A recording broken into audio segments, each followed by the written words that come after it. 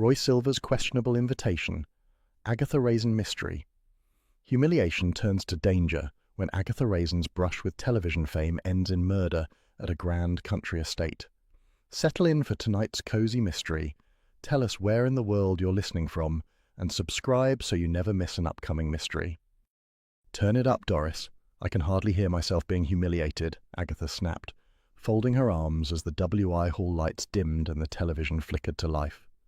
The women of Carsley had gathered with tea, scones, and thinly veiled anticipation to watch Agatha's grand appearance on Roy Silver's new lifestyle show. Agatha had spent all morning perfecting a vaguely glamorous pose, convinced they were minutes away from witnessing her triumphant ascent to national stardom. The triumph lasted exactly 4 seconds. On screen, Cassian Gore, all white teeth and smarmy confidence, introduced a typical suburban lady discovering the Cotswolds. The camera cut to an unflattering close-up of Agatha's face, her expression caught mid-blink, creating the illusion of a mildly stunned owl. A ripple of polite, strangled laughter ran down the row of WI members. Agatha shot to her feet. "That is not my blink. They've slowed it down." Mrs. Bloxby patted her hand. "Perhaps it's just the lighting, dear." "The lighting?" Agatha barked. "The narrator just called me endearingly bossy as though I'm some sort of comic relief peasant." On screen, the edited sequence continued with brutal efficiency. Cassian's voiceover described Agatha as a woman with strong opinions and stronger hair decisions, while an artfully slowed shot of her adjusting her lipstick appeared, making her seem frantic rather than composed. The hall stifled more giggles. Someone whispered, "She does look a bit fierce, doesn't she?" That did it. Agatha marched out, the door banging behind her. Outside, on the WI steps, she fumed aloud. "Roy Silver will answer for this. Oh, he will answer." By the time she reached her cottage, Hodge had already sensed the storm. He sat on the arm of her favourite chair, tail twitching with a judgmental air that suggested he, too, disapproved of the editing choices.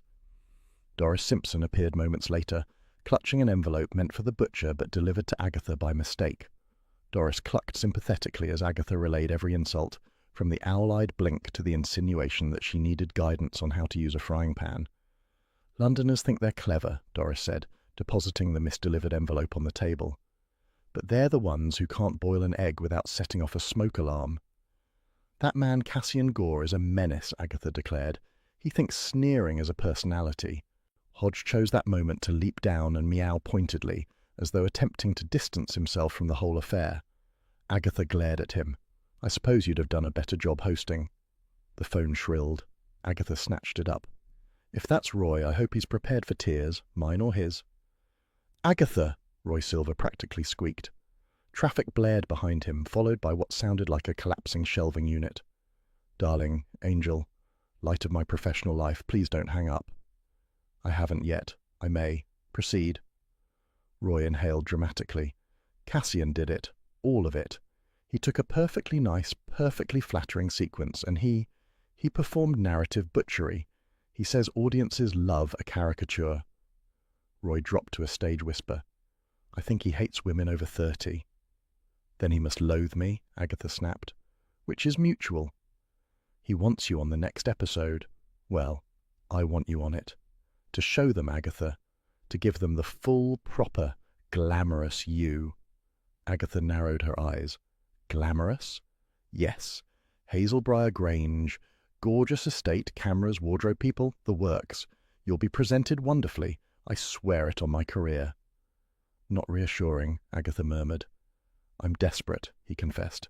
"If this shoot doesn't go well, Cassian will dump me for a bigger agency. But if you come, if you sparkle, the network will see I still have influence." There it was, honesty, panic, and the faintest whiff of manipulation. Agatha could practically hear Cassian Gore smirking somewhere in London, telling viewers they were about to meet Agatha Raisin, a woman of spirited opinions and unpredictable reactions. Her pride roared. "I'll come," she said sharply, "but I expect to be treated as talent, not wallpaper, and if they aim one more unflattering close-up at me, I'll ram that camera up Cassian's—" "Yes, lovely, wonderful," Roy babbled. "I'll send a car. I'll send flowers. She hung up. Doris, who had been hovering discreetly, asked, "Everything all right?" "No," Agatha said, "but it will be." Later that evening, she found herself staring at her own face, frozen on the paused television screen. The dreadful, slowed blink. The longer she examined it, the more insults she discovered.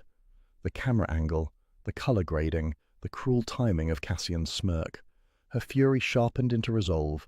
Carsley, however, had already exploded with speculation.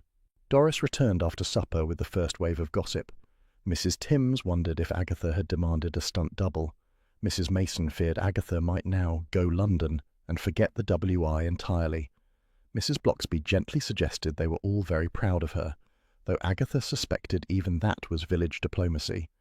And somewhere in the retelling, Cassian Gore had acquired the reputation of being unbearably handsome, a rumour Agatha found deeply suspicious. "He looks like a smug fox caught in a hair gel accident," she muttered. But one remark stood out, a clue if she'd been thinking like a detective rather than a wounded television star. Doris lowered her voice. "Funny thing, though, someone said Cassian demanded special catering because of his allergy. Nuts or something. But he ate the walnut cake at the village tasting last month, didn't he?" Agatha blinked. That was true. He had bolted it down without so much as a sniffle. A red herring? A secret? Or another example of Cassian being a fraud in every conceivable direction. She stored the inconsistency away, not yet knowing how relevant it would become. When the village finally calmed and Doris departed, Agatha flicked off the television with a decisive jab and stalked into the kitchen.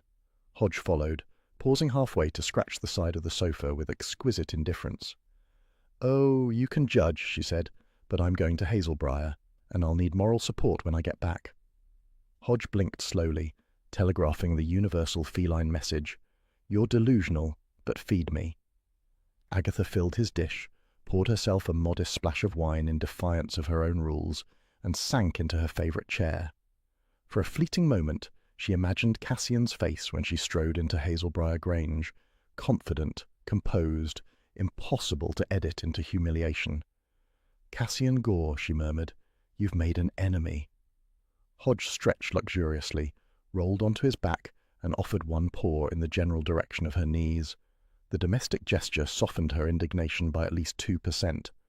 Her answering machine clicked, a tiny mechanical sigh filling the quiet room. Roy's voice launched into frantic promises about wardrobe teams, lighting rigs, and a camp-sounding stylist named Fabian, who was a miracle worker for cheekbones.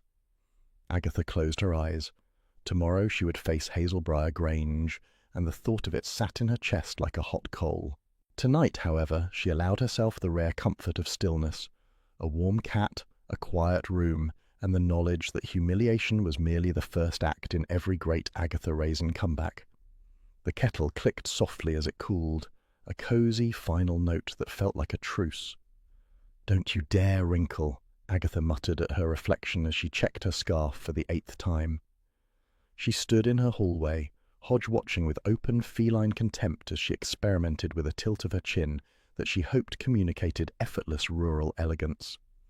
"Country glamorous," she repeated, as though the phrase itself might magically airbrush her entire being. Hodge yawned pointedly. "Oh, what do you know about glamour?" she snapped, then regretted it when he slunk away with the dramatic air of a Victorian orphan. But she had no time for apologies. The car Roy sent was already honking outside, far too loudly for Carsley sensibilities. The drive to Hazelbriar Grange was allegedly lovely. Hedgerows, rolling fields, all that Cotswold charm. But Agatha barely glanced at it.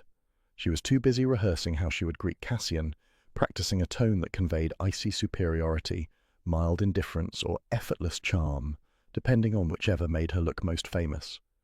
When the Grange finally appeared, her first impression was not grandeur but chaos. 2 vans blocked the courtyard, cables snaked across gravel, and a make-up girl sprinted past holding 3 lip palettes and a trembling clipboard.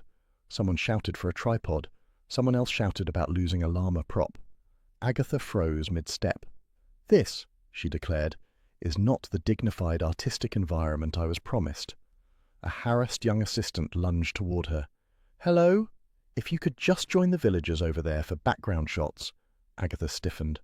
"I am not background. I am featured talent." The assistant blinked, eyes scanning her from shoes to scarf, clearly unconvinced. "Right. Of course. I'll, find someone." You do that, Agatha retorted, striding forward with an air that suggested she personally owned Hazelbriar. Roy materialized seconds later, breathless and shimmering with nervous enthusiasm. Aggie, darling, you made it. Please ignore everyone. They're all idiots under pressure. If one more person mistakes me for scenery, she whispered dangerously, I will become scenery. Falling scenery. Roy flapped anxiously. No need for violence. I'll introduce you to everyone. Cassian's dying to see you. Excellent, Agatha said, adopting the expression of a woman ready for battle. Cassian Gore stood near the herb garden, sunlight bouncing off his aggressively polished teeth. Agatha Raisin, he purred, as though greeting a contestant he had already decided to eliminate. Lovely of you to brave the countryside again. Very brave. Agatha gave a tight smile. I do try to uplift the less glamorous regions. Cassian's laugh was sharp, still full of spirit. Good. Our viewers adore eccentricity. She longed to slap him with her handbag. Roy ushered her onward before she could. Meet Lorna Pike, wellness advocate, spiritual guide, queen of green juices. Lorna beamed with ethereal sincerity. It's such a blessing to have you here. Agatha bristled. Blessing indeed. She had come to be admired, not spiritually cleansed. Next came Miles Fenwick, the producer, whose face resembled a worried scone left too long in the oven. He shook Agatha's hand distractedly, already muttering about lighting budgets and delivery deadlines. Behind him stood Fenella Dean, the lifestyle columnist whose expression suggested she wrote her headlines with a carving knife. I suppose you're here to provide rustic charm, Fenella said airily. I suppose you're here to criticize it, Agatha replied. Fenella looked amused. Touché. Mrs. Trent, the housekeeper, appeared next, her pinched expression indicating she'd spent the morning wrestling with complete anarchy. Mind the rugs. Everyone keeps dragging mud in, she warned, glaring at the crew. Jory, the handyman, leaned against the shed door, arms folded. He gave Agatha a slow, unimpressed nod. Another one for the circus, eh? Agatha stiffened. I am not circus material. Could have fooled me, he said, then spat into the dirt with theatrical disgust. A promising red herring, Agatha noted grimly. Roy clapped his hands. Wardrobe next. They've put together something divine for you. Agatha brightened. Her own outfit was perfectly suitable, but she would allow admiration where due. The wardrobe tent smelled of hairspray, fabric, and despair. A stern woman with a tape measure circled Agatha like a bird of prey. Remove your jacket. Agatha obeyed, expecting praise. Instead, the woman sighed. Yes, this is exactly what we feared. Too suburban. Agatha's mouth fell open. Suburban? We're aiming for rustic authenticity. Countryside chic, earthy sophistication. Agatha stared. I am earthy enough. The woman handed her a blouse so aggressively floral it violated several laws of good taste. Put this on. I refuse. You signed the release. Agatha swallowed rage and humiliation as she allowed herself to be assembled like a themed mannequin.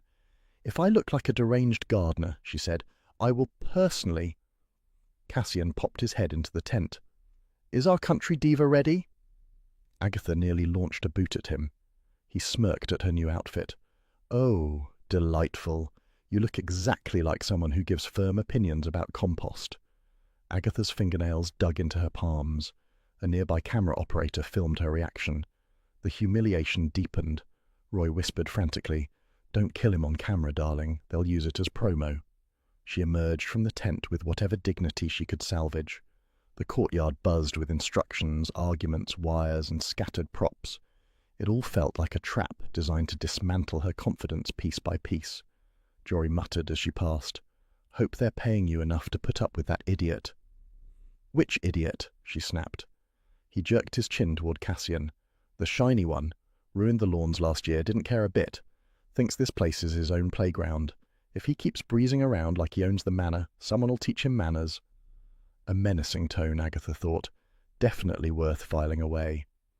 Inside the kitchen, she encountered Mrs. Trent lecturing a cook. No nuts, for heaven's sake. Mr. Gore can't even breathe near them. Keep his EpiPen where the assistant can find it. The cook rolled her eyes. I know, but last time he ate that walnut tart without blinking. Mrs. Trent froze. He what? He loved it, asked for seconds. Mrs. Trent shook her head. I don't understand that man.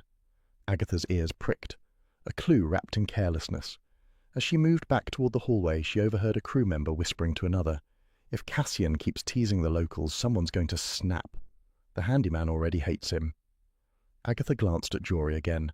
He was glaring at Cassian with murder-level disdain. A convenient suspect if she ever needed one. Finally, Roy pulled her aside, eyes watery. Are you all right? I know it's overwhelming. I am being treated like a badger in a costume drama, she hissed, but I will survive. Good attitude, Roy chirped, already scanning for crises elsewhere. Left alone for a moment, Agatha looked across Hazelbriar's immaculate grounds, where the crew buzzed like frantic bees around Cassian. She had come hoping to redeem her public image. Instead, she now felt trapped in a fashionable nightmare curated by smug Londoners. But surrender was not in her nature. She straightened her violently floral blouse. Agatha Raisin, she muttered, will not be the joke of Hazelbriar Grange. The wardrobe fabric rustled as she stalked inside, a sound like distant applause or mild condemnation. Hard to tell. Later that afternoon at Hazelbriar, between takes and petty humiliations, Agatha found herself thinking of Hodge with a sudden resentful longing, as if her own cat possessed better judgment than everyone else in the house. Alone in the small guest kitchenette, she poured herself a glass of water and stared at her reflection in the darkened window. If you'd seen my blouse, she muttered to no one, you'd have scratched Cassian yourself. The kettle in the guest kitchenette clicked as it cooled, a thin, unsympathetic sound. Hazelbriar, she decided, lacked proper domestic judgment. Must I really chop things on camera? Agatha hissed as Cassian positioned her beside Hazelbriar's immaculate kitchen island. The counters gleamed with the smug perfection of places where real cooking never occurred. Cameras whirred, crew members hovered. Cassian flashed his blinding smile. Just be natural, Agatha, he crooned, though perhaps not too natural. We don't want the viewers frightened. Agatha gripped the knife. You keep pushing, Cassian, and the viewers will see something truly educational. Roy fluttered in from the corner. Aggie, darling, smile. Think wholesome countryside simplicity. I am not simple, she muttered. Cassian gestured at the wooden board. We're making rustic vegetable hash. Charming, humble, very you. Agatha chopped with stiff determination. Cassian gave a running commentary that turned each motion into a punchline. Notice how Agatha's knife technique reflects her spirited personality. Unpredictable, vigorous, slightly alarming. Crew laughter bubbled. Agatha's cheeks burned. If she stormed off now, Cassian would crow victory. So she forced out a brittle, television-friendly laugh that sounded like a kettle about to explode. Roy leaned in.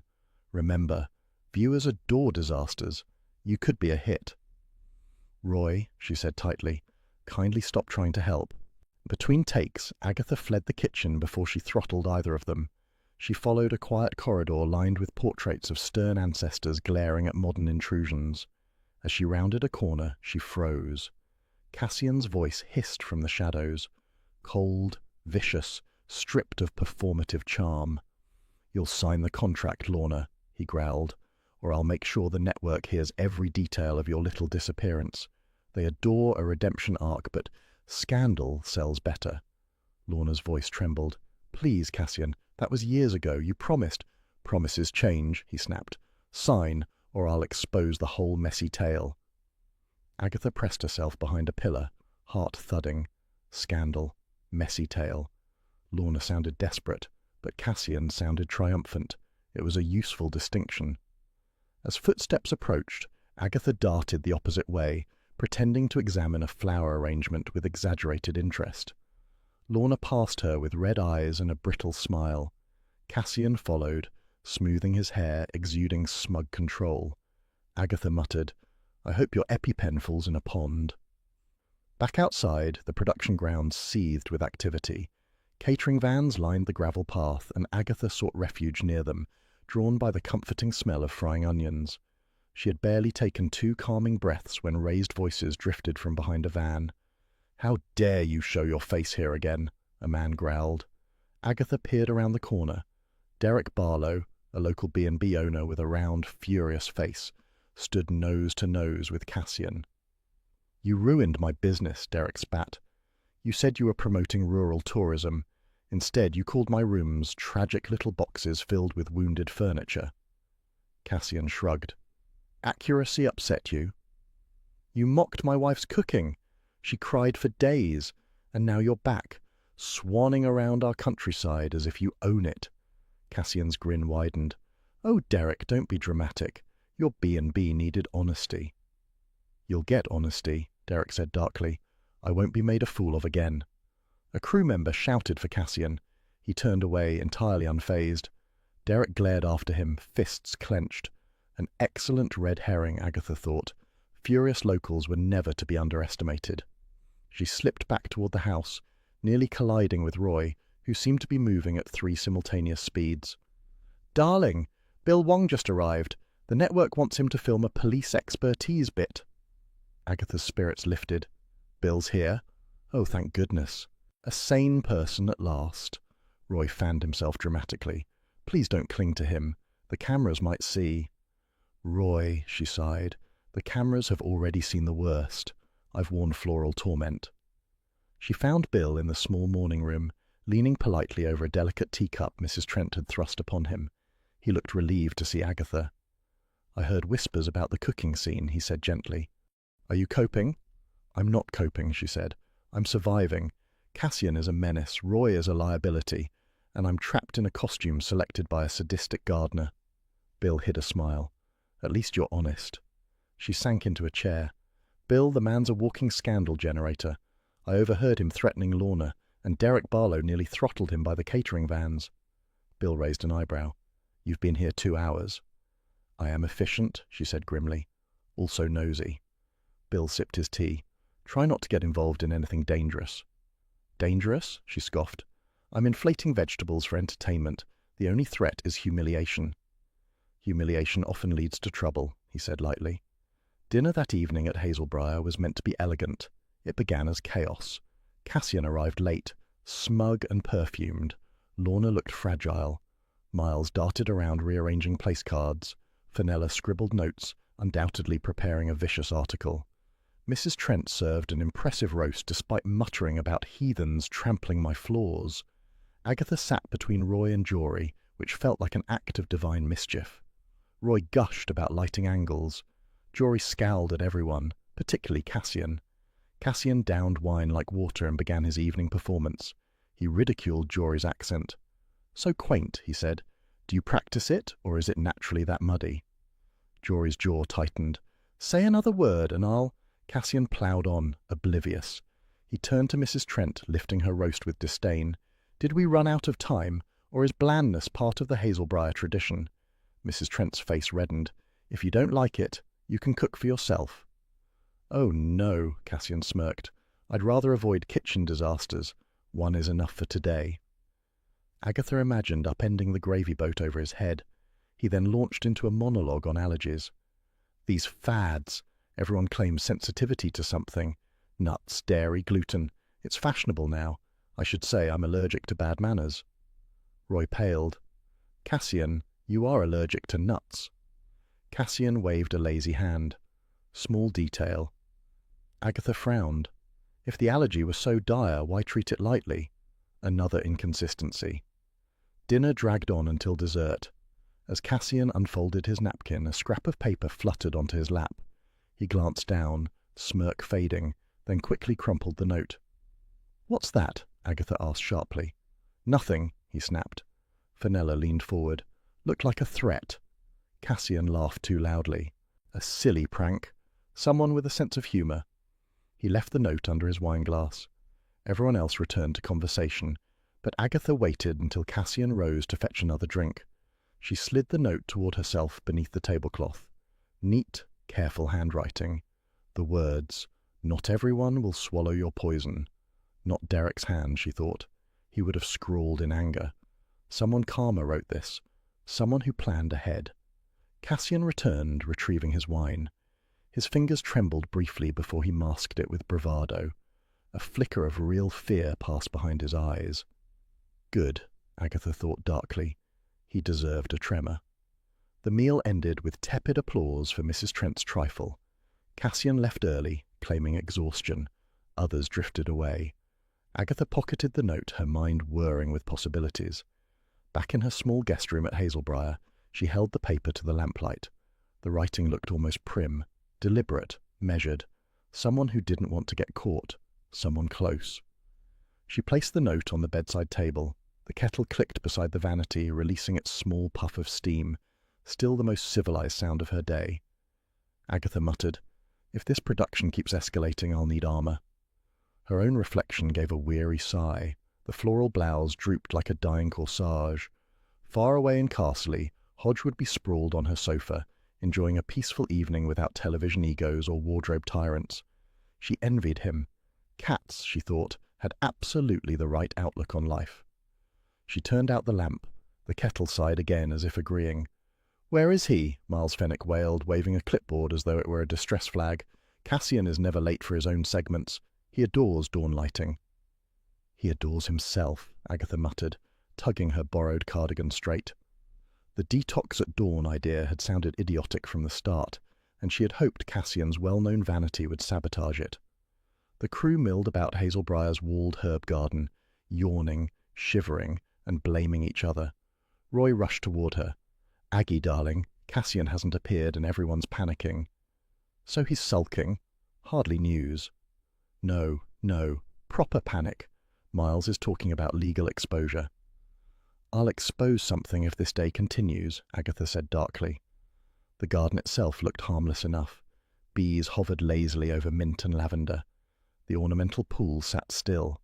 A tripod waited by a bench where Cassian was meant to pontificate about healing herbs for the modern soul. The only healing Agatha hoped for involved Cassian falling into the pool.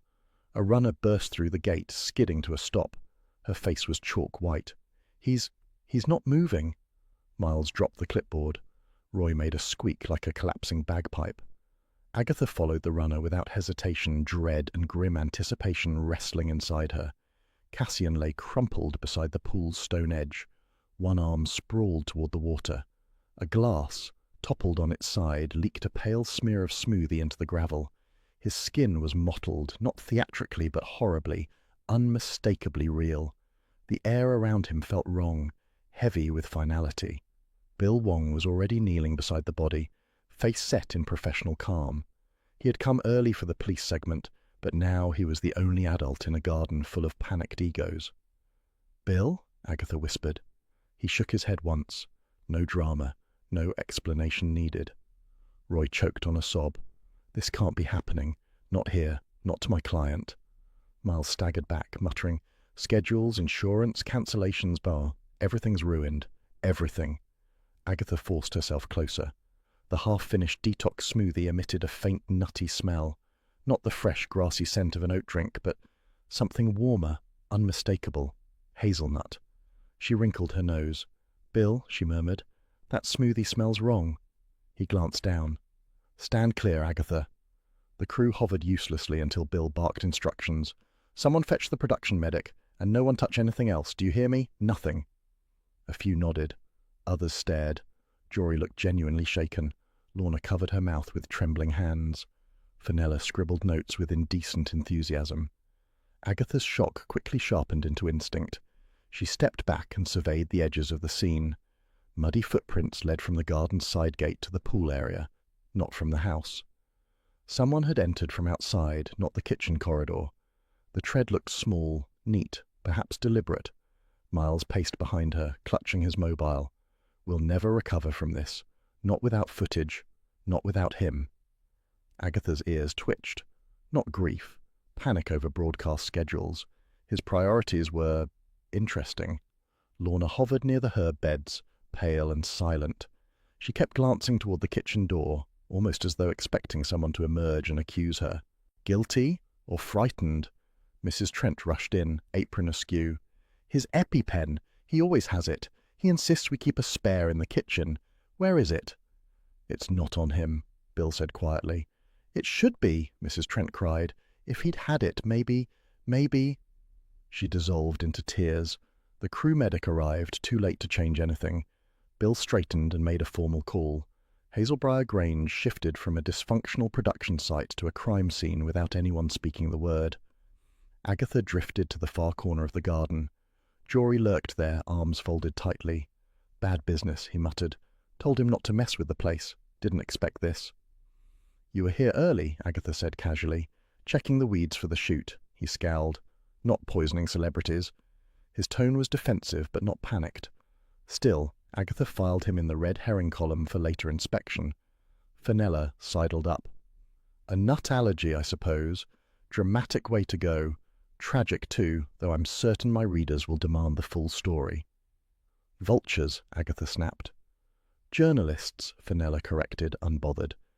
"His food was labelled carefully yesterday. Why not today?" Agatha narrowed her eyes. Why indeed? Bill called for everyone's attention. "We'll need statements. The police will send a team shortly. Please remain on the grounds." Roy wailed. "Do we have to stay with the body?" "No," Bill replied, fighting a sigh. "But no one leaves Hazelbriar." Agatha approached him. "He mocked allergies last night, treated them like a fad. Why would he drink anything without checking?" "Maybe he trusted the staff," Bill said, "or maybe he never saw the danger." Agatha frowned. "He should have had his EpiPen. He always demanded special treatment." Bill's eyes softened. "Agatha, step back for now. Let me handle the official part." "Oh, certainly," she said, "because I'm famous for obeying boundaries." He gave her a resigned look. While statements were collected, Agatha prowled along the herb garden's outer wall. The muddy footprints caught her attention again. Someone had approached early in the morning, from outside the main house. Someone with time, motive, and knowledge of Cassian's habits. Voices carried nearby.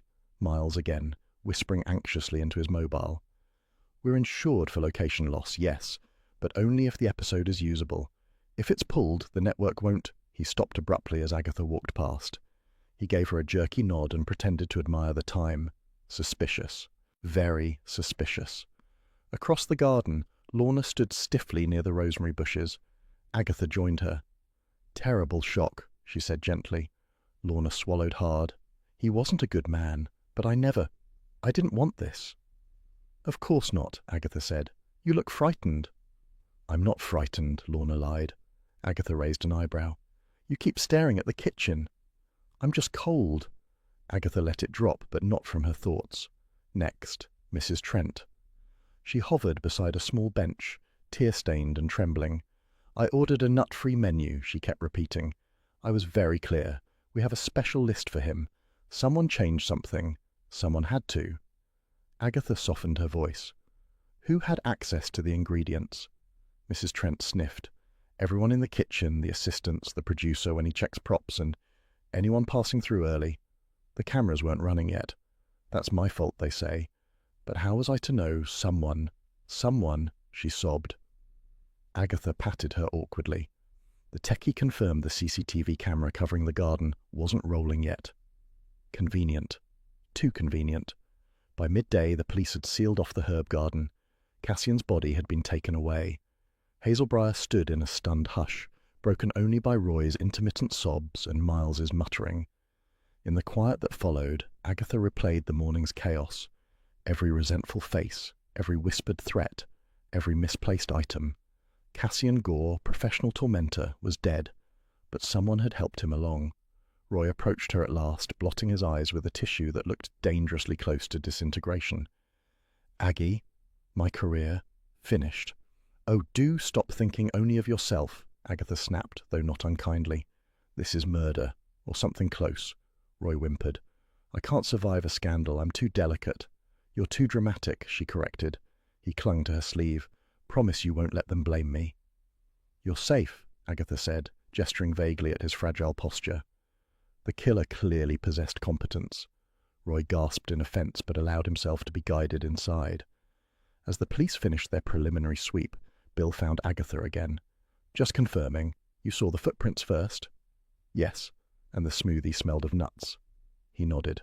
"I'll include both points." Agatha folded her arms. Cassian annoyed half the country, but only a select few had access this morning.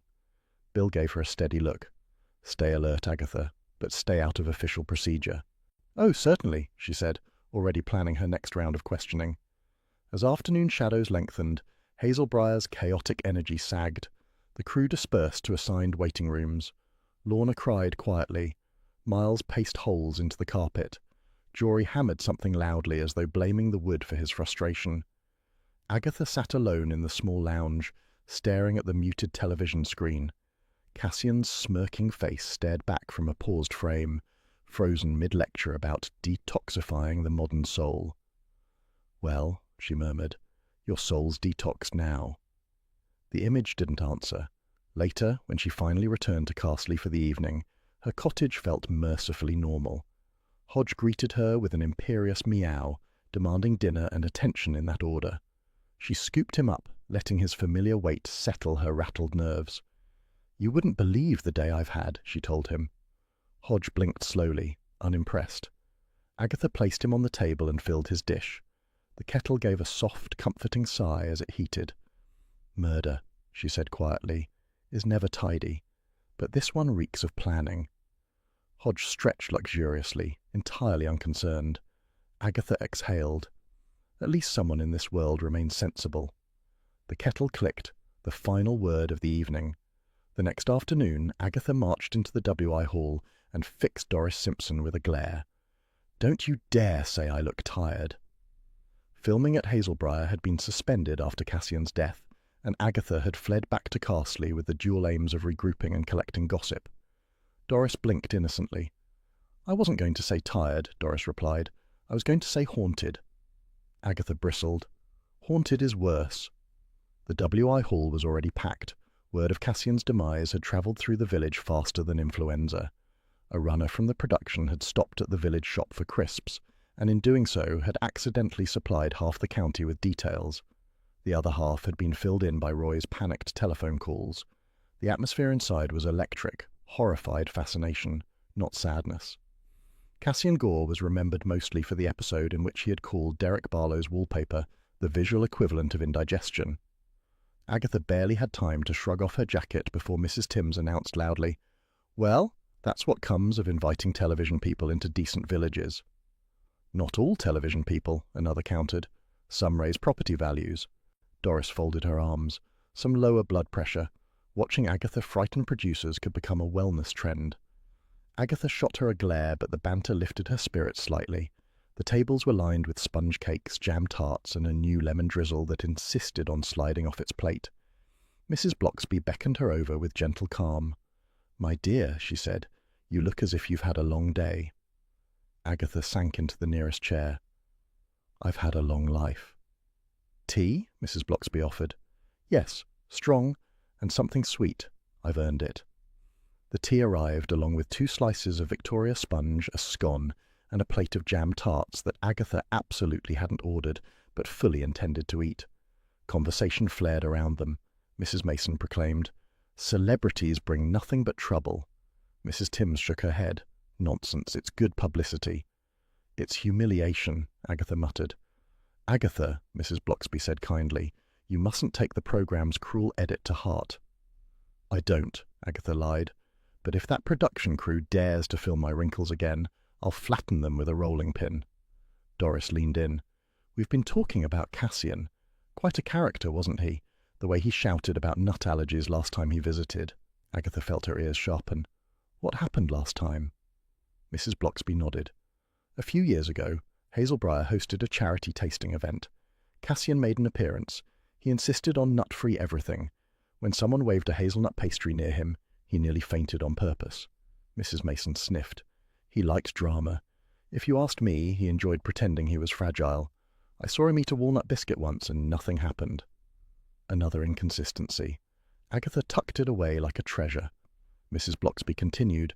"He also courted scandal. He tried to start a feud with Derek Barlow's B&B, called the guest towels tragic. Derek threatened him at the Red Lion." "Yes," Agatha said. "Derek confronted him yesterday." "Derek?" Mrs. Timms snorted. "He talks big, but he's all steam. He's never acted on anything in his life. He even complains at the butcher's but never sends the meat back." A round of appreciative nodding followed. The WI knew Derek Barlow well. "It's easy to assume a furious villager did it," Mrs. Bloxby said, "but I doubt Derek has the nerve." Agatha took a triumphant bite of cake. Then someone at Hazelbriar did. Conversation shifted as two members launched into a quarrel about whether television crews were a blessing or a curse. One insisted they brought money, the other insisted they brought litter. Both grew increasingly red-cheeked. The lemon drizzle slid further off its plate, perhaps in solidarity. Agatha waved a jam tart for emphasis. The real mystery is how a supposedly nut-free environment served Cassian a drink that smelled of hazelnuts. Doris raised her eyebrows. Hazelnuts? But Hazelbriar's big dessert tradition is that hazelnut tart, isn't it? Mrs. Trent makes it for weddings and guests. She's famous for it. Agatha froze mid-bite. Hazelnut tart? Yes, Mrs. Mason chimed in. A lovely thing. They served it at that tasting event years ago. But whenever Cassian attended, the tart was banned. Entirely banned. Yet, Doris said, someone said the tart appeared on the menu last night at Hazelbriar. No one ate it, of course, but it was sitting out on the counter. Mrs. Blocksby looked troubled, which means either incompetence or intent. Agatha's eyes gleamed. Intent sounds more likely. That tart would never be made if Cassian were expected, Mrs. Timms said with certainty. Mrs. Trent is strict about allergies. Unless, Agatha said slowly, someone wanted the smell around. A hush of collective curiosity fell. Mrs. Blocksby sipped her tea. Agatha, my dear, this sounds rather deliberate. It does, doesn't it? Agatha murmured. Someone at Hazelbriar wanted Cassian near nuts. Or in them, Doris corrected. Agatha finished her tea with new purpose. Ladies, I shall return to Hazelbriar tomorrow, armed. With what? Mrs. Mason asked. Wisdom, Agatha declared, and possibly binoculars. By the time she walked home, her mind buzzed with half-formed theories and wholly formed suspicions. The short journey back to her cottage steadied her. No cameras, no frantic producers, no sneering presenters. Just village stillness and the faint scent of honey and hay drifting from nearby fields. She emptied her coat pockets onto the kitchen table, keys, a crumpled receipt and Cassian's folded note, and turned to hang up her scarf. When she looked back, Hodge sat on the table, tail curled neatly around his paws, watching her with judicial intensity. One paw rested possessively on the folded paper, which he had evidently decided was a toy. Oh, not that, Agatha groaned, snatching it away. This is evidence. Hodge batted at her hand in protest. In doing so, his paw smeared a tiny dab of gravy onto the folded corner. That's your contribution, is it? Agatha muttered. She unfolded the note completely. She had only glanced at it during dinner, afraid of drawing attention. Now, in her own kitchen, she studied it properly. The handwriting was surprisingly elegant. Tall, careful strokes, evenly spaced letters, not a blot or flourish out of place. The message she'd already memorized. Not everyone will swallow your poison. Agatha ran a thumb along the margin. No errors, no impatient angles, certainly not the writing of a man who yelled at wallpaper. This isn't Derek, she said aloud. He'd write like a tractor scoring mud. Hodge flicked his ear as if in agreement. Agatha settled into a chair, letting the note lie flat on the table. Someone wrote this with deliberation. Someone calm. Someone who hated Cassian enough to warn him. But who? Lorna? Too emotional. Miles? Perhaps. Fenella? Possible. Jory? Doubtful. Mrs. Trent? Unlikely. She tapped the parchment. Someone inside his world, not outside it. Hodge pawed the corner again, bored with her theorizing and far more interested in whether another meal was forthcoming. Agatha rose, rummaged in a cupboard, and found a tin of salmon pâté for him. There, payment for services rendered. While he ate, she stood at the counter rereading the note, letting her mind loop through every moment at Hazelbriar. The hazelnut tart, the false allergy theatrics, the missing EpiPen, the footprints leading to the herb garden, the CCTV that had failed at the crucial moment. The more pieces she gathered, the fewer pointed toward villagers, and the more pointed toward Cassian's own entourage. When Hodge finished, he padded across the table, placed one paw atop the note, and stared at her knowingly, or hungrily. It was difficult to tell. Agatha stroked his head. All right, I'll go back in the morning. Someone at Hazelbriar knows what happened, and I'll find them before the police do. Hodge yawned, stretched luxuriously, and curled into a warm loaf beside the note. Agatha watched him settle, a small swell of affection softening her resolve. "You're the only male in my life who doesn't complicate things," she whispered. Hodge gave a slow blink, the feline equivalent of a diplomatic shrug. The kettle clicked behind her, filling the kitchen with its familiar sigh. She poured hot water into her mug, the steam curling upward like a gentle punctuation mark on her day. Tomorrow she would return to Hazelbriar armed with WI wisdom. Tonight she let herself marvel at how much murder could be clarified by sponge cake, gossip, and a persistent cat. "Of all the people I expected to find here," Agatha snapped, "you rank just below the Dalai Lama and slightly above a tax inspector." Sir Charles Frayth looked up from the sofa in Hazelbriar's drawing room, where he lounged as comfortably as if auditioning for a lifestyle program of his own. "Agatha, my dear," he drawled, "your warmth overwhelms me. Do take a seat before you scorch the upholstery." Agatha planted herself opposite him. "Why are you here?"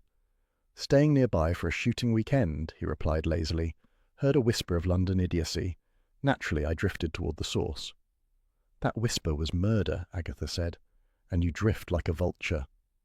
"Better a stylish vulture than an anxious pigeon," Charles said. "Roy told me you've involved yourself in the matter." "Roy exaggerates." "No," Charles said. "Roy dramatizes, you involve."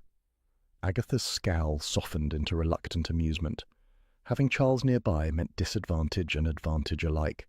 He understood people better than most, and they revealed secrets to him without meaning to.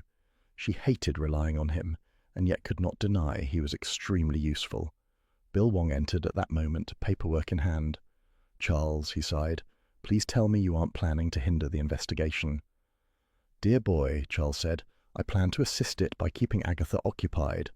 Agatha shot to her feet. "Occupied? I'll—" Bill raised a calming hand. "Agatha, please. I'm under pressure from my superiors. You may help informally, but only if you don't interfere directly. Understood?" "No," she said, "but fine." Bill rubbed his temples. With official permission loosely granted, Agatha dragged Charles into their first interview.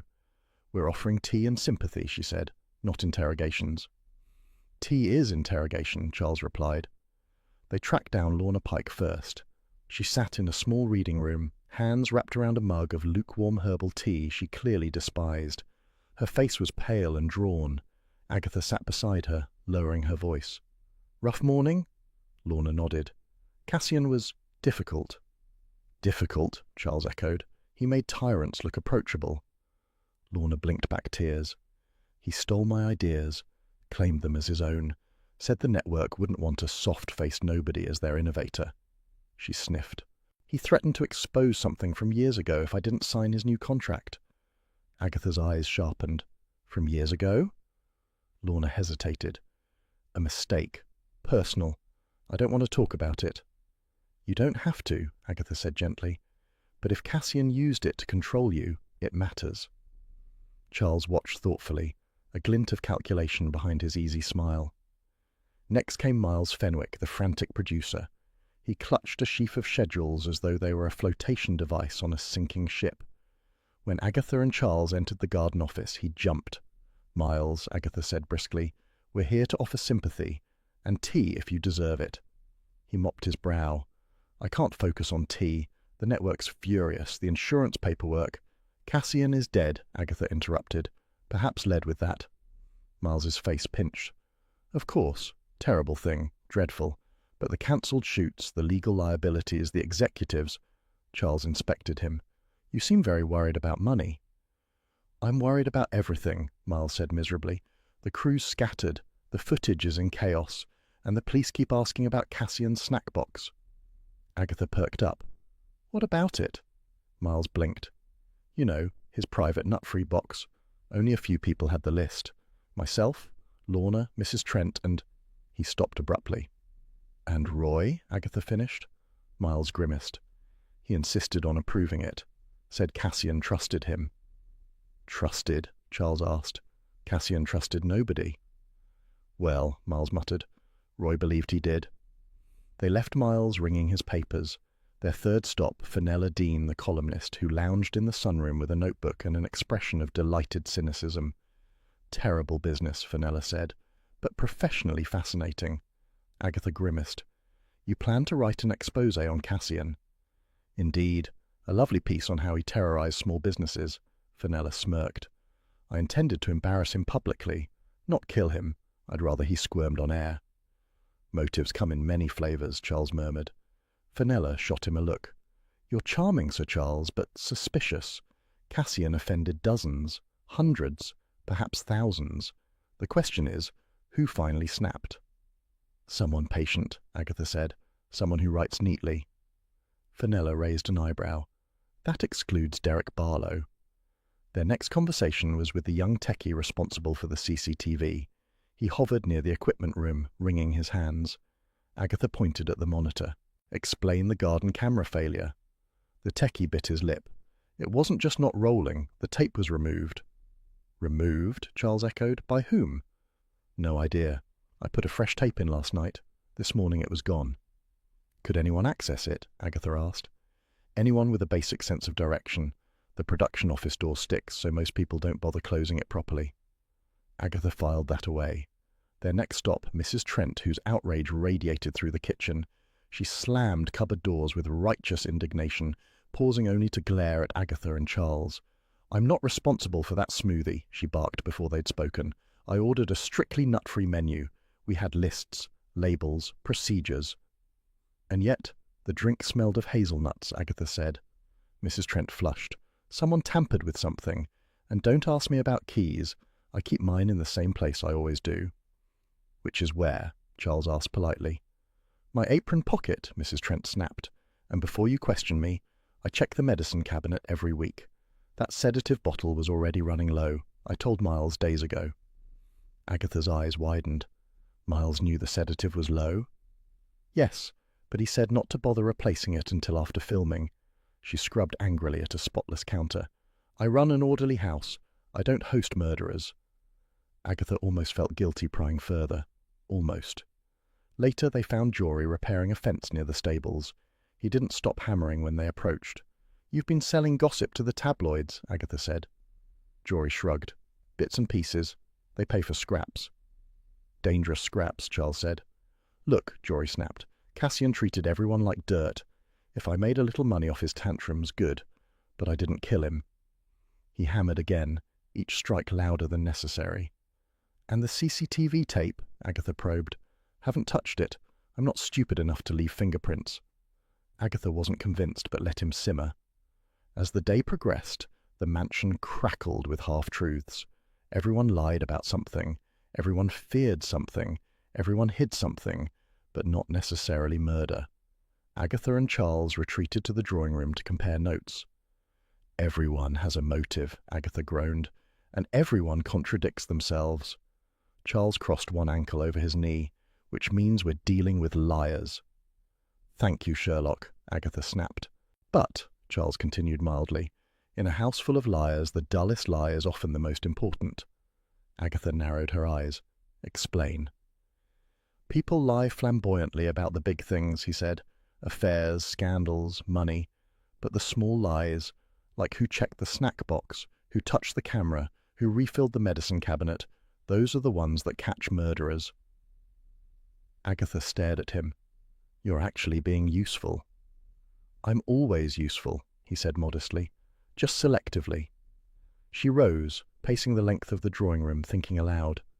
Cassian's nut-free snacks, a missing sedative, a hazelnut tart that shouldn't exist, a failed CCTV tape, and only certain people knew Cassian's exact habits. Charles watched her with faint admiration. I do love when you get that expression. What expression?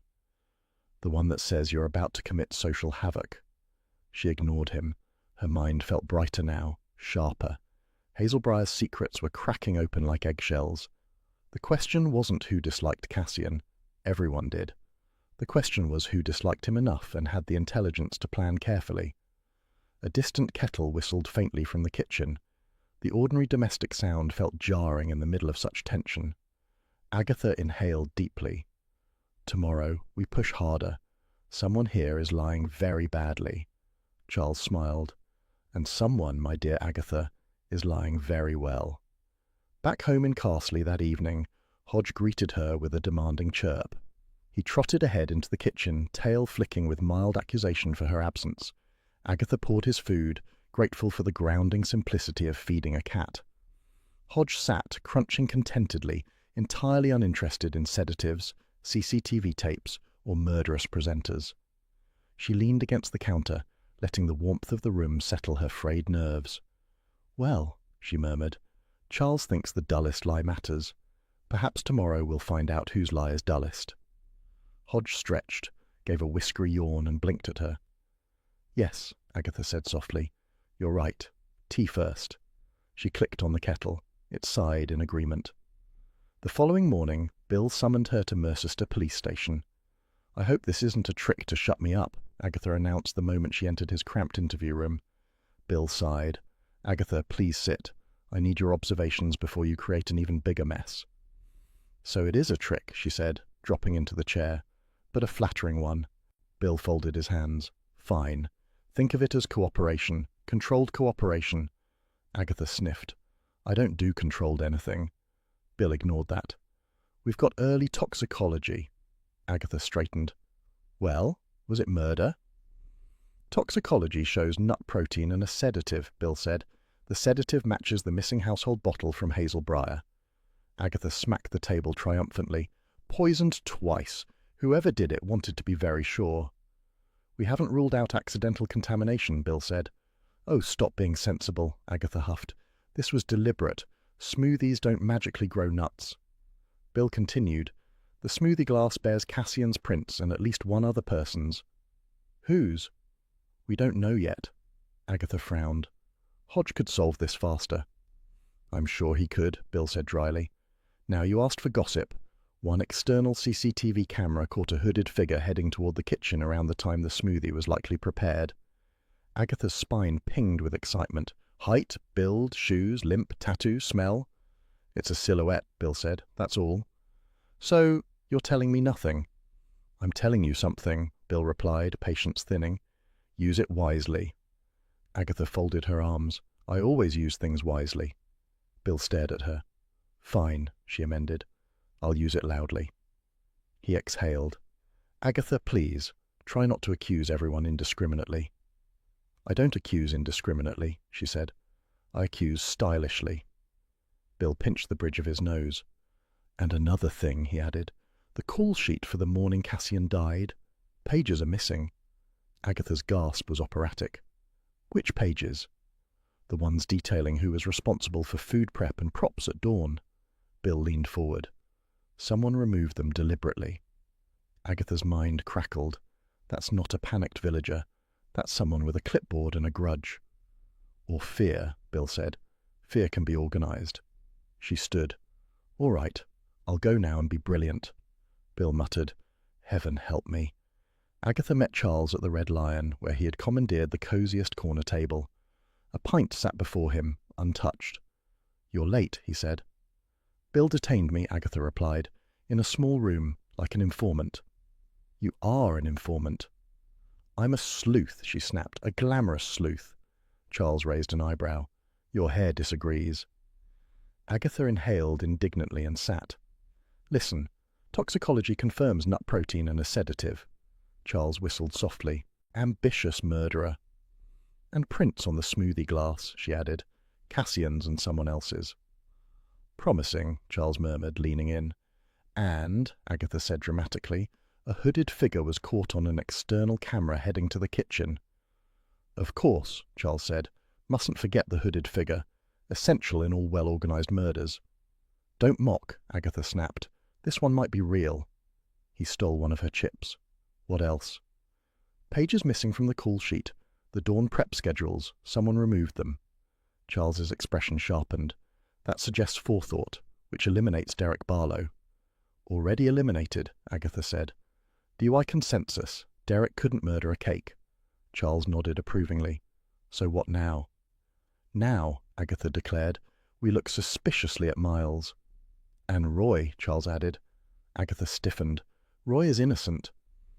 "Agatha," Charles said gently, "the man panics when a souffle collapses. Imagine him facing the loss of a star client." She took a large bite of her chip to hide her unease. Just then, a production runner stumbled into the pub, red-cheeked and loose-limbed. He spotted Agatha and wove toward her. "Mrs. Raisin, Sir Charles! Oh, good, you're here. Agatha eyed him warily. Have you been drinking? Only courage, he said. Or possibly gin. Charles smiled. Do sit. The runner did, landing heavily. Look, I shouldn't say anything, but Roy was terrified of losing Cassian. Agatha bristled. Roy adored Cassian. Cassian was going to dump him, the runner said. A bigger agency was circling. Roy said he'd be ruined. He kept muttering about spin and narrative and controlling the story. It sounded important, so I listened. Eavesdropped, Charles corrected. Listened professionally, the runner insisted. Agatha felt her stomach twist. Roy had always oscillated between bravado and desperation, but murder was another realm entirely.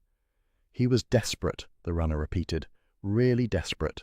Agatha dismissed him with a tight smile. Thank you. You've been illuminating. He wobbled off toward the bar. Charles folded his arms. Even you must admit that Roy looks bad. Agatha glared at him. Roy wouldn't kill anyone. He can't even kill a rumour. He might, if cornered, Charles suggested gently. Agatha looked away. Later, Bill summoned her again, this time outside the station. He handed her a copy of the morning call sheet. We found this in a bin behind Hazelbriar Grange. Someone tore out several pages. Look. Agatha scanned the remaining sheets. These pages are numbered. The missing ones were 5, 6, and 7. The food prep list must have been on those. Exactly. Meaning the killer, Agatha said, removed the only written evidence showing who handled the smoothie ingredients. Bill nodded. It's deliberate, calm, organized. That's not Jory, she said. No, Bill agreed. This is someone with administrative access. Agatha tapped the paper.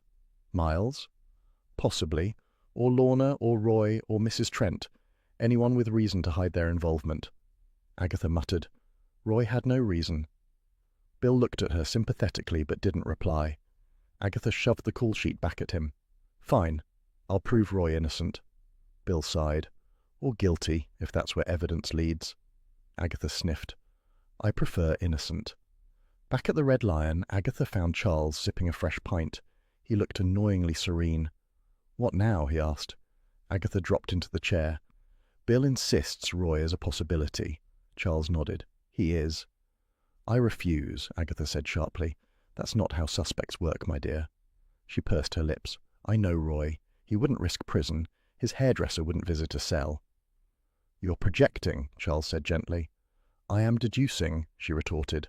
He slid the chips toward her. Eat. You deduce better fed. She took a chip, more for comfort than hunger. Charles leaned back. Let's review. Cassian was poisoned with nuts and a sedative. The smoothie glass has an extra set of prints. A hooded figure approached the kitchen at dawn. The call sheet pages are missing.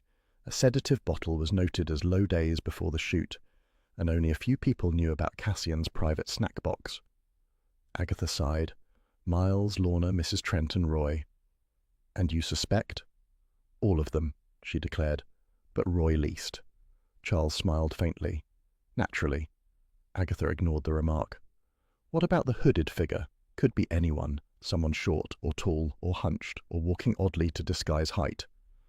Or, Charles added helpfully, someone wearing a hood. She glared. You aren't helping.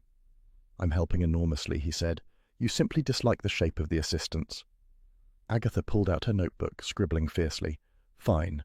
Tomorrow we confront Miles, then Lorna, and then Mrs. Trent, and then Roy. Charles blinked. You're putting Roy last. I'm putting him safe, she snapped. Charles raised both eyebrows. Dangerous bias, Agatha. She stood abruptly. I'm going home. Charles remained seated. Be gentle on Roy, my dear. She didn't answer. Back in Carsley, Hodge greeted her with his usual expectation. Food first, affection second, Agatha obliged. Filling his dish before collapsing into the nearest chair. Hodge crunched contentedly, then hopped onto the armrest, tail curled neatly around his paws. He watched her with calm concern, or hunger. With Hodge, it was often the same expression. Agatha let out a long breath. Roy can't have done it. He's dramatic, not deadly. Hodge blinked. Unless, she whispered, he panicked. Unless he thought losing Cassian meant losing his life. Hodge blinked again, slower this time. Agatha reached over and stroked his head. Don't look at me like that. I'm only thinking aloud. He stretched luxuriously, shifting his weight so the chair creaked under him. Agatha stood to put the kettle on. Its soft, warming sigh filled the kitchen. As it heated, she glanced at her notes one more time. A house full of secrets, a missing call sheet, a hooded figure, a sedative, a stolen tape, and Roy, her friend, caught in the tangle of motives. "I'll sort it out," she murmured, "one way or another." Hodge leapt into her chair as soon as she vacated it, curling into a smug ginger loaf. Agatha smiled despite herself. "You're the only creature who always gets the last word." The kettle clicked, the kitchen's quiet agreement. "I swear, Roy," Agatha muttered as she marched up Hazelbriar's steps, "if this meeting is another excuse for you to cry into a canapé, I'll throw you into the ornamental pond." Roy flapped beside her, jittery as a startled hen. "Aggie, darling, it's crucial. The network wants an authentic village voice. That's you." "No," Agatha said, "that's a trap." But she swept inside anyway. Snooping required opportunity, and Hazelbriar was a buffet of secrets. The drawing room had been transformed into a battlefield of corporate panic. 3 network executives in expensive scarves spoke in hushed, frantic tones. Charles stood near the fireplace, watching the scene with amused detachment, hands in pockets like a man attending theatre. Roy pushed Agatha forward. "This is Agatha Raisin, our Castley representative." One executive beamed. "Splendid. We need input on how to, well, position the narrative." Agatha blinked. "Position the what?" "Cassian's legacy," another explained. "We're considering a respectful tribute episode or possibly a content pivot." "A what?" "A redirection of the series," the man replied. "A tonal shift, a reframing." Agatha stared. "He's dead, not a sofa you're trying to reupholster." Charles choked back a laugh. The executives continued buzzing. Brand sensitivities, risk mitigation, optics, and legacy positioning. Hazelbriar's elegant cornices shook with the weight of their nonsense. Agatha decided to play slow but shrewd.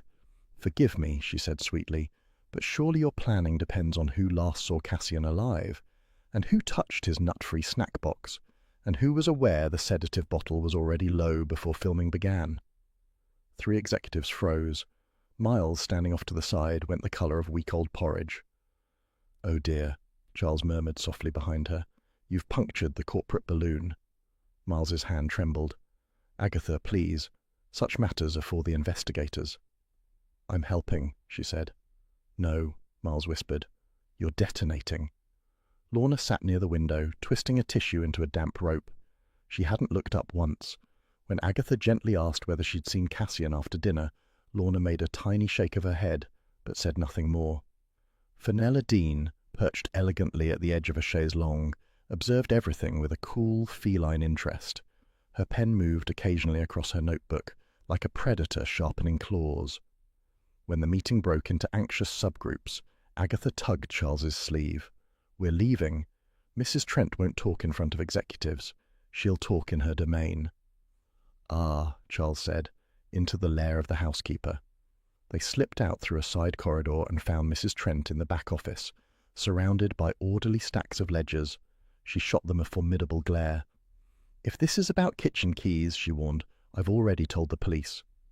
"Not keys," Agatha said softly. "Records." Mrs. Trent hesitated. Housekeepers adored accuracy. Requests involving neat documentation were her kryptonite.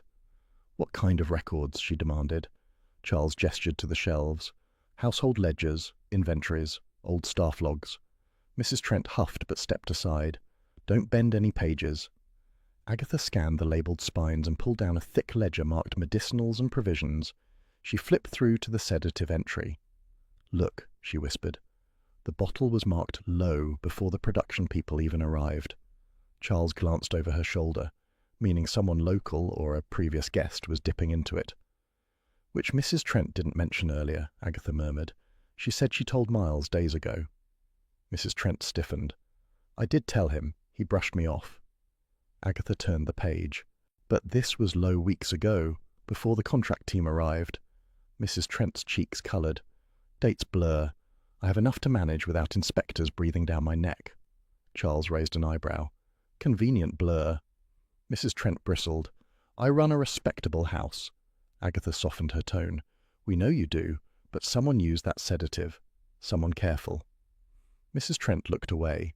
Her outrage appeared rooted more in wounded pride than guilt.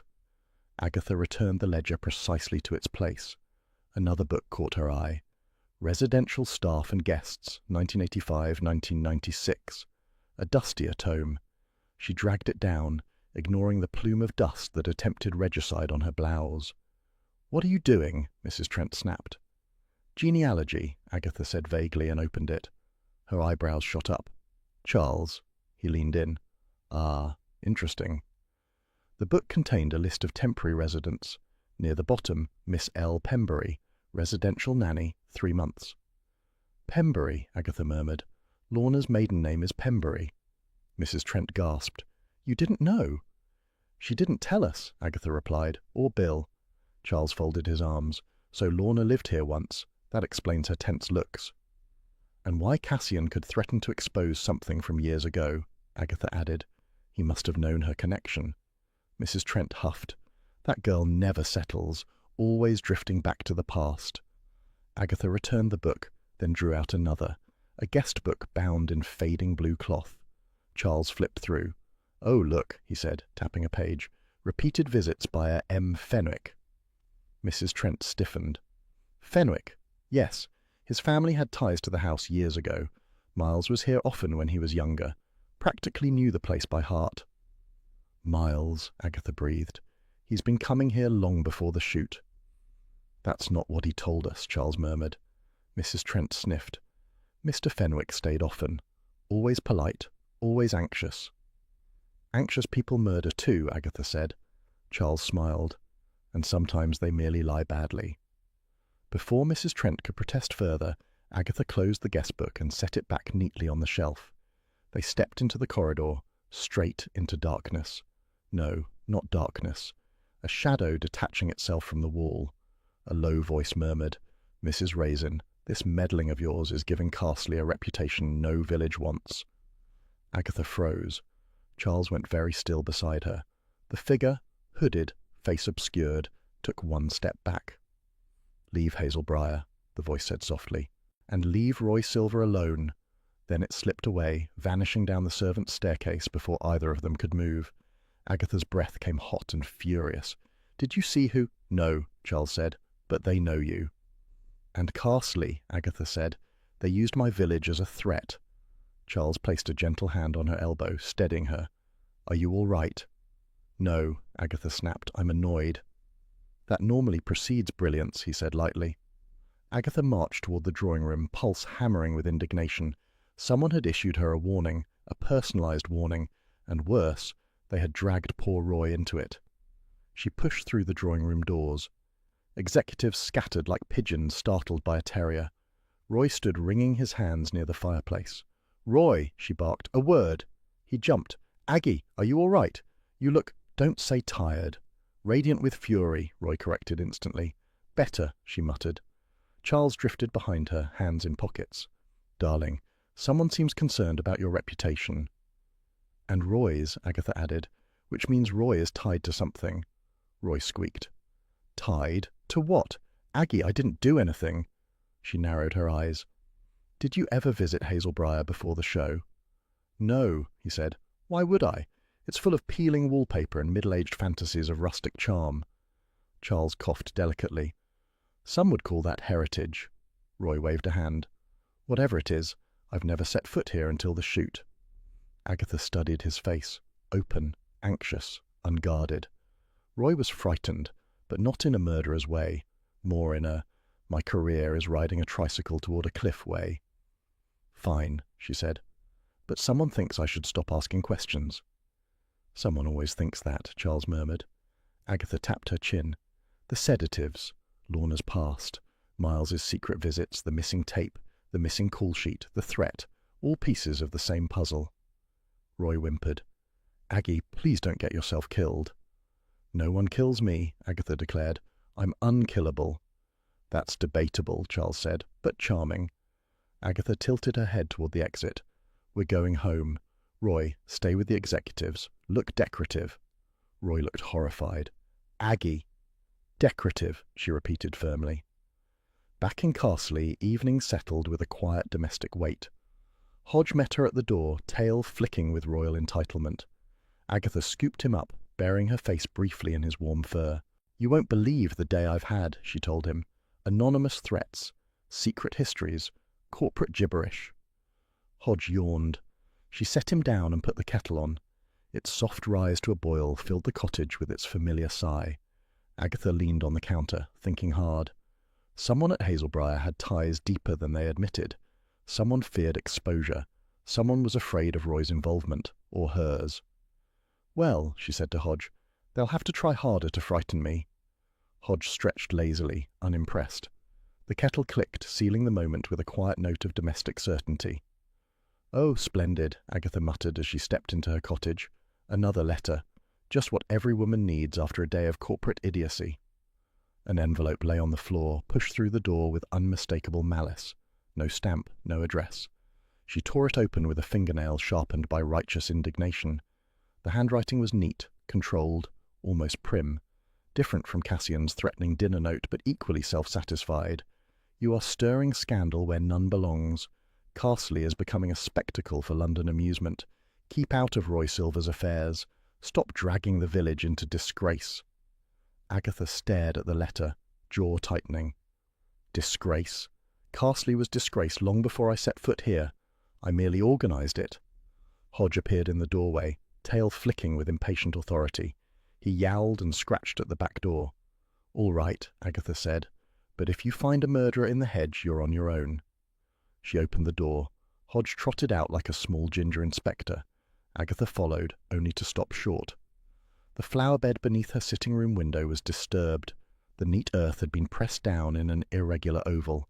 Beside it, leading toward the lane, ran a sequence of prints, small ones. Too small for Derek Barlow, too small for Jory, too small for any burly villager prone to drunken threats. "Someone lighter," Agatha murmured. "Someone tiptoeing about my windows." Hodge sniffed the earth, gave a dismissive flick of his tail, and moved on to inspect a dandelion with profound interest. Agatha examined the prints again. Not a child's, not quite. More like a slim adult, too deliberate to be random. Whoever wrote the letter had stood here, watching her. "Trying to intimidate me," she said aloud, "is like trying to teach a sheep to tap dance. Admirable effort, doomed outcome." Still, she locked the back door firmly when they went back inside. Seeking a steadier mind than her own, a low bar, Agatha marched to the vicarage. Mrs. Bloxby opened the door with her gentle smile. "My dear," she said softly, "you look troubled." Agatha thrust the letter at her.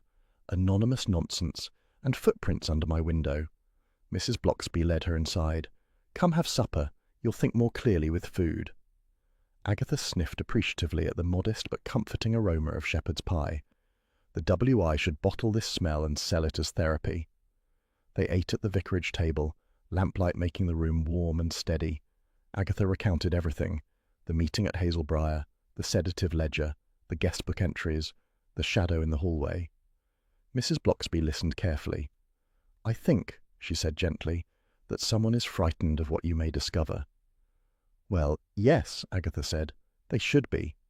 "And someone," Mrs. Bloxby continued, "wants Roy kept far from scandal." Agatha frowned. "But why write me about Roy? What connection could possibly—" She froze. "Mrs. Bloxby, did Roy ever—" Mrs. Bloxby shook her head. "No, not Roy, but I do recall something about Lorna." Agatha leaned forward. "Tell me everything." Mrs. Bloxby folded her hands. "Years ago, a young woman came to the vicarage, distressed, in tears. She wanted temporary refuge from a controlling partner. She wouldn't give his name. She only said he stole credit for her ideas and threatened her if she left him." Agatha's breath caught. "That sounds like Cassian." "Possibly," Mrs. Bloxby said. "But at that time, Hazelbriar Grange belonged to a family with a volatile, ambitious son. He was often in trouble over money, and known for charm used unwisely." Agatha stared. "Miles." Mrs. Bloxby hesitated. "He visited here too. His mother sought advice for him sometimes. I cannot say he was the partner, but the timing overlaps." Agatha pushed her plate away. "Lorna's maiden name appears in Hazelbriar's ledger. Miles appears repeatedly in the old guestbook, and Cassian threatened to expose something from Lorna's past, all connected. Mrs. Blocksby gave her a calm look. "My dear, Hazelbriar holds more history than you expect." Agatha sprang to her feet. "It's all rooted there. Something happened years ago, something poisonous." Mrs. Blocksby touched her hand. "Do be careful." "Careful?" Agatha scoffed. "If I were careful, I'd still be selling public relations packages to overpaid dentists." Mrs. Blocksby smiled. "Perhaps take caution in your cardigan. It looks draughty." Agatha looked down at it in horror. "If I'm murdered in this thing—" "You won't be murdered," Mrs. Blocksby said gently. "Yes, but imagine the headlines," Agatha muttered. "Local sleuth found dead in frumpy knitwear. Unforgivable." Mrs. Blocksby laughed softly. "Then upgrade your nightwear." "I will," Agatha said firmly. "If someone insists on murdering me, I'll be appropriately dressed." Leaving the vicarage, Agatha walked home briskly, thoughts circling like argumentative geese. The anonymous letters were escalating. First Cassian, now her. Someone wanted silence. Someone feared what she might uncover. "Someone who knows both Hazelbriar and Carsley," she said aloud. "Someone who thinks they know better." Her cottage light glowed softly as she approached, a reassuring sight, until she wondered who else had admired that glow from the flower-bed earlier. Inside, Hodge sat on the armchair, paws tucked neatly beneath him like a small magistrate. Agatha dropped her bag. "Someone's spying on me, Hodge." He blinked again, the cat equivalent of "yes and." She paced the room. Footprints too small for Derek, too neat for Jory, too tidy for Fenella. Could be Lorna, could be Miles, could even be— She stopped. "No, I refuse to suspect Roy. He can't creep, he flutters." Hodge yawned, bored by her moral crisis. Agatha perched on the edge of the sofa. "Mrs. Blocksby remembers a controlling partner. Hazelbriar hosted Lorna. Miles visited often. Cassian used their history to blackmail her. That's a triangle sharp enough to stab someone." She rose and peeked through the curtains, only to remember she'd seen footprints right where she was standing. "Perfect," she muttered. "I'm living in a detective novel written by lunatics." Hodge leapt gracefully onto the windowsill, tail twitching. He pawed the curtain disdainfully. "Fine," she said. "You keep watch." He sat, satisfied with his assignment. Agatha put the kettle on. Its quiet rumble steadied her. She wrapped her cardigan tightly around herself, then immediately regretted the frumpy silhouette it gave her. "If they're going to assassinate me," she muttered, "I mustn't look like a moth-eaten scarecrow." The kettle clicked. She poured her tea, settled in the armchair, and watched Hodge settle beside her, purring faintly. "Yes," she said softly, "someone is terrified of the past, but I'm more terrifying than any past." Hodge purred louder, or perhaps he was merely dreaming of chicken. Agatha sipped her tea. Cozy warmth filled the room despite the creeping tension outside. "Tomorrow," she told Hodge, "we dig deeper." Hodge stretched luxuriously, extending one paw onto her thigh as if sealing a pact. The kettle gave a final soft hiss, the cottage's gentle blessing on the storm to come. Agatha opened the passenger door with a snap. "If this goes badly, Roy is never speaking to me again." Charles, unbothered as ever, reclined in his seat. "My dear, Roy never stops speaking to anyone. He only pauses to inhale." "That's not comforting," Agatha muttered, smoothing her jacket. She wanted to look dignified, authoritative, perhaps even tragic. The tribute gathering demanded gravitas, though she suspected it would resemble a jumble sale for egos. Hazelbriar Grange shimmered ahead under mild afternoon light. Rows of chairs had been arranged in the garden, the sort of neat staging that suggested television people rather than sincerity. A lectern stood poised for sentimentality.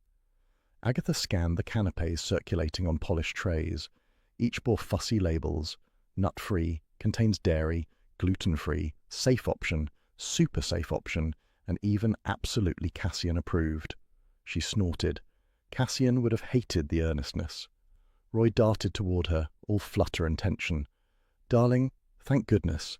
This is a nightmare. Absolutely everything depends on how this goes. People are whispering words like liability and brand collapse. Horrid. Simply horrid." Agatha patted his arm. "Calm down. You're not collapsing. And if you do, Charles can catch you while I investigate." "Charming," Charles said. "Do please faint toward my good side." Roy ignored him. "The network bods are here. Try not to antagonize them." I never antagonize anyone unintentionally, Agatha said, which did nothing to soothe him. Bill approached next, wearing the expression of a man coerced into afternoon tea with strangers. I'm here officially, he said, as if apologizing for it. But don't cause trouble. Me? Agatha widened her eyes with saintly offense. I am the picture of restraint. No, you're the picture of mischief, Charles murmured. Agatha elbowed him sharply. The event began with speeches so syrupy Agatha feared bees might swarm. Network executives extolled Cassian's impactful voice and innovative kindness, delicately omitting his arrogance, cruelty, and ability to turn a simple review show into a weekly bloodbath. Crew members shifted awkwardly, as though terrified Cassian might rise from the grave to contradict them. Fenella Dean, invited as a dignified witness, murmured, "He'd have hated this, you know. Far too tasteful." Agatha inclined her head. "He'd demand a fireworks display spelling his name." "Exploding, nut-free fireworks," Fenella said dryly. Agatha's gaze drifted to the canapes. She intercepted a tray, sniffing them suspiciously. "Are these absolutely nut-free?" The server nodded. "Triple-checked. The producers said you might ask." Of course they did. She spotted Lorna on the edge of the crowd, pale and tense. Charles nudged her. "Time to poke the hornet's nest?" "Not yet," Agatha murmured. "Let the speeches collapse first." After another round of glowing falsehoods, Roy announced, "To honor Cassian's final morning, Miss Raisin will reconstruct the last known interactions, purely as an act of clarity and closure." Bill groaned softly. "Don't make this worse." "I never make things worse," Agatha lied cheerfully. "Everyone follow me." She shepherded the group to the gravel path where Cassian had once strutted, smoothie in hand. Agatha positioned people roughly as they had been the morning of his death. "You were here," she told Lorna. "Miles there. Mrs. Trent near the kitchen, fussing about ingredients. Fenella observing with that deathly pen of hers. And Roy, somewhere dramatic." Roy clutched his chest. "I was trying to salvage order." "I'm sure you were, dear." Lorna's hands trembled as she fiddled with the sleeve of her blouse. "Must we do this?" she asked. "It's ghastly." "It's necessary," Agatha said. "Someone here poisoned him. If we're lucky, we'll uncover which of you was careless enough to leave clues behind." A collective shiver passed through the guests. Charles leaned toward her. "You're enjoying this." "I am not," she whispered. "I merely excel under pressure." That's one word for it." Agatha turned to Lorna. "Now, you warned the caterers about nuts the night before." "Yes." Lorna's voice shook. "Twice. I reminded them again that morning. Cassian's allergy was severe." "And he bullied you," Agatha added quietly. A flush rose in Lorna's cheeks. "He stole my work, my ideas, threatened me. I left him once, years ago. Came here to Hazelbriar, took a job as nanny just to get away. He found me again, insisted I join the program, said he'd ruin me publicly if I didn't." Her voice cracked. A murmur rippled through the crowd, pity from some, prurience from others. Agatha studied her face. Pain, yes. Fear, yes. But guilt? No. Everything about her grief felt too exposed, too uncontrolled for a calculating killer. "Thank you," Agatha said gently. "Please step back." Bill cleared his throat. "This confession does not imply guilt." "Of course not," Agatha said. "It simply clarifies motive, which half of you also had." Roy tugged her aside. "Darling, don't make everyone suspicious of everyone else. It's bad PR." "Roy, the man was murdered. It's inherently bad PR." Fenella interjected. "Lorna has many faults, but she's useless at deceit. Terribly refreshing." Agatha moved on. She turned toward Miles. "Where were you that morning exactly?" Miles blinked rapidly, his fingers twitching around a stack of papers he insisted on carrying everywhere. "Here and there. Overseeing the schedule, making sure Cassian's smoothie was prepared on time." "Cassian had it at 8:40, Miles said. Bill's head snapped up. "We haven't released that detail." Miles froze, color draining from his face. Well, you must have told me." "I didn't," Bill said. Miles stammered something about routine timings, but Agatha was no longer listening. The numbers in her mind clicked neatly into place, like pearls rolling into alignment.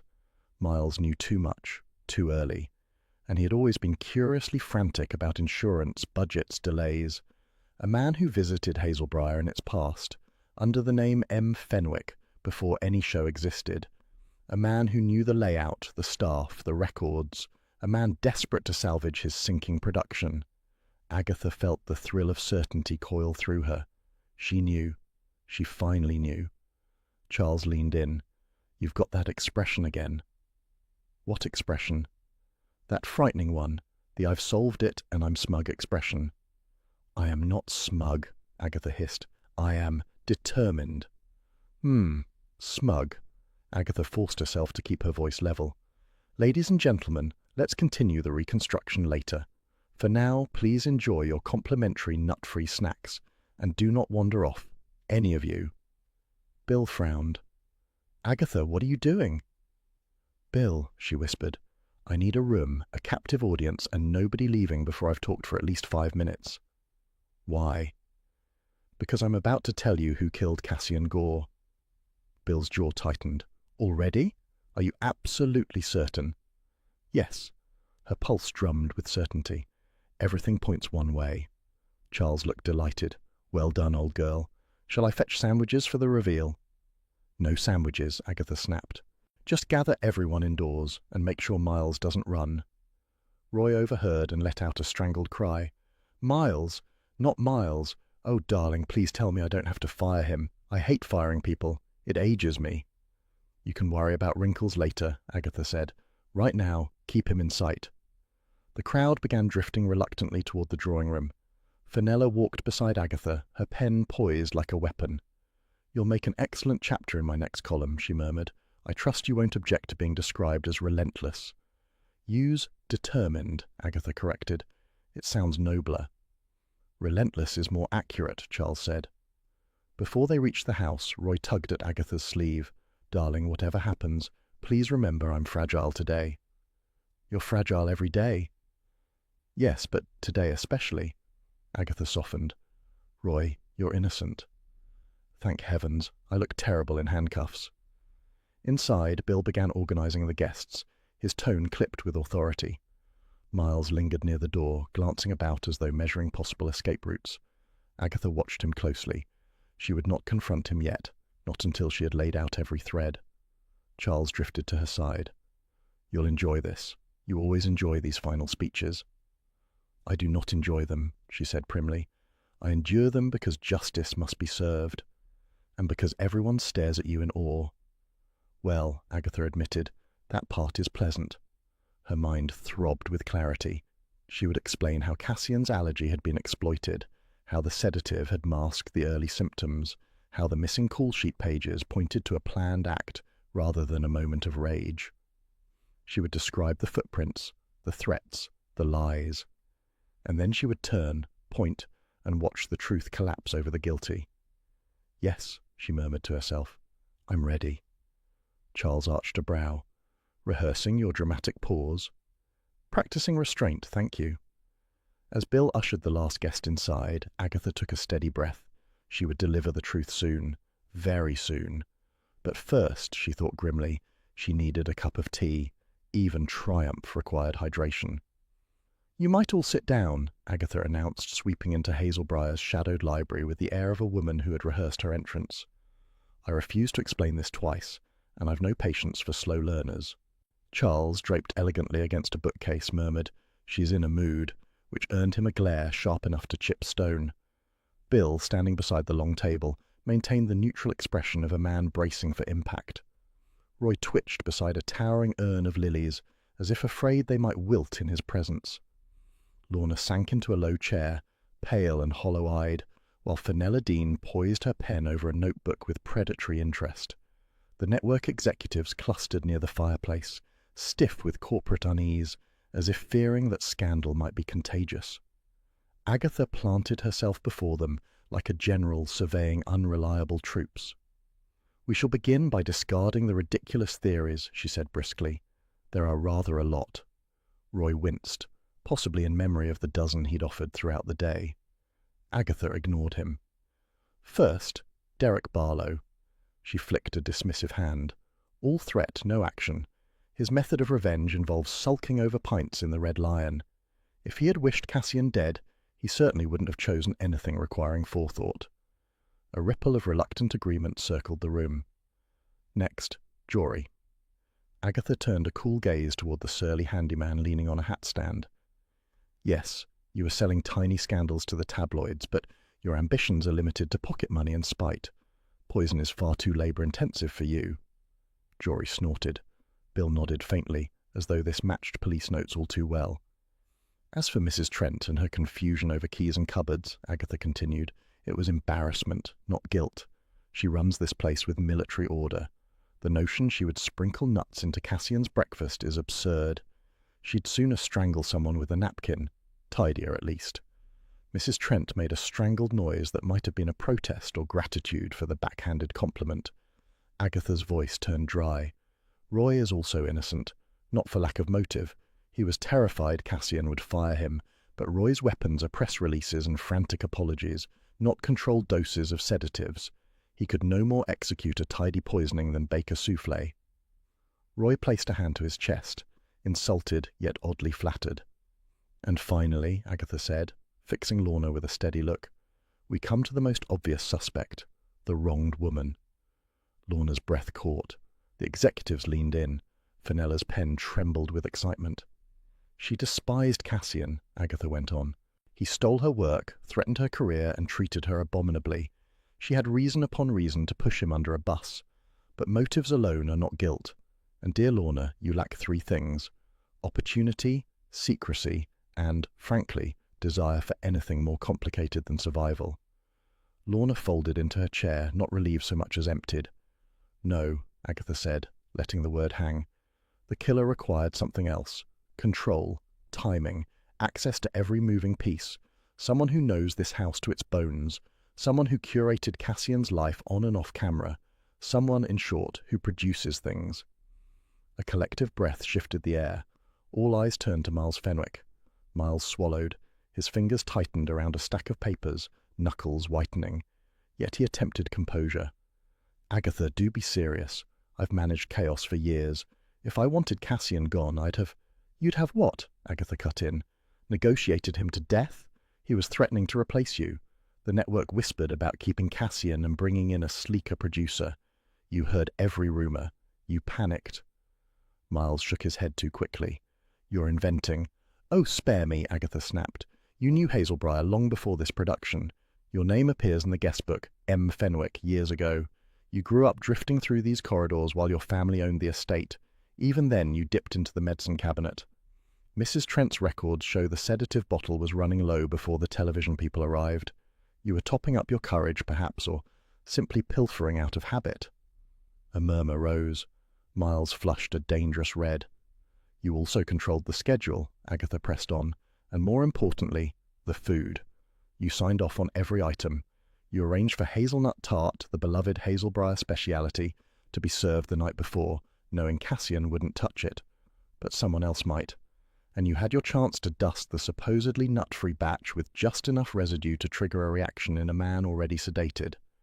Miles opened his mouth, but no words emerged. Charles, looking almost bored, added, And you removed the pages from the call sheet. A clumsy move, old boy. Agatha's eyes gleamed. Precisely. Those pages detailed the dawn responsibilities, Cassian's breakfast, the smoothie preparation, which you adjusted under the guise of production oversight. You wanted no record showing you had final access to his food. Fenella scribbled furiously, her expression one of triumphant horror. Bill stepped forward. Miles, we do have forensic indicators. Not yet, Agatha barked. I'm not finished. Bill closed his mouth, resigned. Now, Agatha said, pacing like a barrister, we come to the hooded figure caught on the external CCTV. Everyone tiptoed around that footage, but only one person had cause to lurk toward the kitchen at dawn while pretending to be asleep. Miles licked his lips. Coincidence. No, Agatha replied crisply. You were checking your handiwork, making certain Cassian's breakfast was ready and the sedatives dissolved. You knew he'd drink anything detox-themed if he believed it would improve ratings, and you banked on chaos once he collapsed. Her voice softened dangerously. His death would secure insurance claims, emergency specials, and a new wave of programming. You imagined yourself the tragic survivor, the loyal producer, the man who held the show together. Miles's facade cracked. It wasn't meant to be. Stop, Agatha said. You killed him because you couldn't bear to be irrelevant. Cassian stole credit from everyone, but you chose murder over unemployment. That is the most pathetic motive of all. Miles sagged back against a chair, the fight draining from him. You don't understand what he was like, he muttered hoarsely. He destroyed everything he touched. I only reshaped the story. Poison is not editing, Agatha said coldly. Bill moved forward again, handcuffs ready. Miles Fenwick, I'm arresting you. At that moment, Roy burst into tears, not out of grief but relief that he wasn't the one being led away. The executives conferred in frantic whispers about crisis management and press releases. Fenella closed her notebook with the crisp snap of a woman delighted by deadlines. Lorna simply wept silently, tremors of long-frozen fear melting at last. Miles was escorted from the room, babbling about narrative arcs and tragic finales. Only when the library door shut behind him did Charles clap softly. A tidy job, Agatha. Brutal, but tidy. Agatha fluffed her hair. Well, someone had to bring order to this madhouse, and I'm extremely good at order. Roy rushed to her side. Darling, you don't know what this means. I can spin this into something magnificent. The public adores a capable amateur sleuth. We could do a special. Agatha Raisin, the conscience of Casserly. Very tasteful, very empowering, possibly with soft lighting. Soft lighting? Agatha repeated, unnerved. What do you mean by soft lighting? Bill sighed. Roy's arranged a quick segment with a TV crew down the hall. Agatha froze. Down the what? But before she could escape, Roy ushered her into the drawing room, where a small camera crew, mercifully gentle-looking, adjusted angles. Roy delivered flowery sentences about her courage, intuition, and moral clarity. Agatha attempted modesty, but could not keep a faint smile from creeping across her face, especially when the cameraman murmured, "Lovely bone structure." Only later, when she saw the playback featuring a surprisingly flattering shot of her profile, did she consider forgiving Roy entirely. Carsley welcomed her home with the warm buzz of gossip. Neighbours peered from behind curtains with the excited timidity of people expecting celebrity footprints on the pavement. Agatha found it all rather intoxicating. Mrs. Bloxby knocked gently that evening, carrying a modest cake. "A small thing," she said, "to help ground you before London whisks you away again." Agatha accepted it with unusual softness. "I don't intend to be whisked. I'm off television for good."